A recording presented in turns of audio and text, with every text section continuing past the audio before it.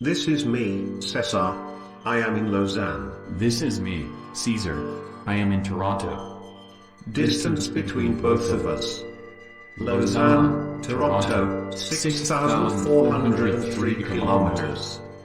In Switzerland the lockdown is soft, there's people outside, yet restaurants and stores are empty. Planned residencies and exhibitions were postponed or cancelled. Access to tools is limited. In my room, the only tools I have are the computer, a sketchbook and a pair of pencils.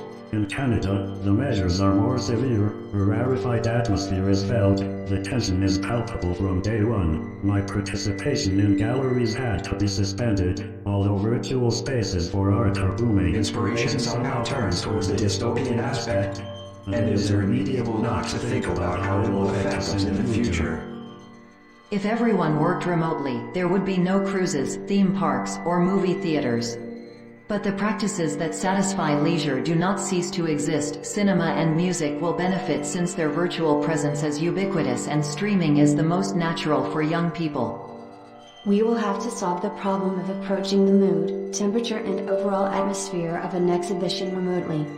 More than ever the art world yearns for technological support. The meaning of digital art will be redefined. This is inevitable. Art responds to reality. It has been this way forever, and it is the best it can be since it is a direct response to its context. In a distant society, the selfie will feel human and will lose its coldness. You cannot discern between one concept from the other. Our shared experience will change everything, how we greet each other, where we lay our hands and participation in massive events. But it will also generate tons of experiments and practices in this regard, and the rebirth arises in abundance and leisure but also forced isolation. Digital tools filter our experience and generate memories of the situation, feelings are emphasized and documentation takes the backseat.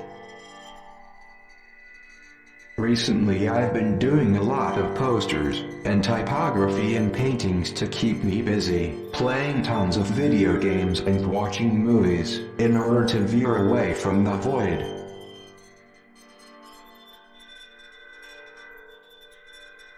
Examining past work, generating new things, we begin to accumulate with no particular goal in mind. Optimism and pessimism carry the same weight. Ambivalence.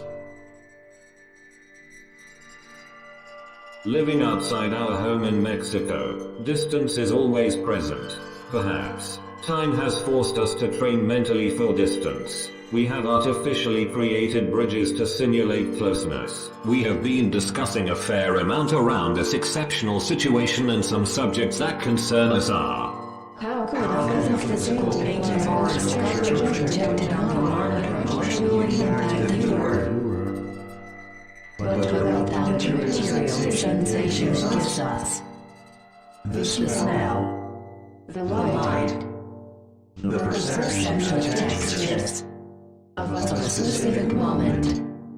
Is all completely abandoned? Could this lie hidden within digital space? Will the artist face the experience for herself or himself? Online, the expectations are yet to be defined.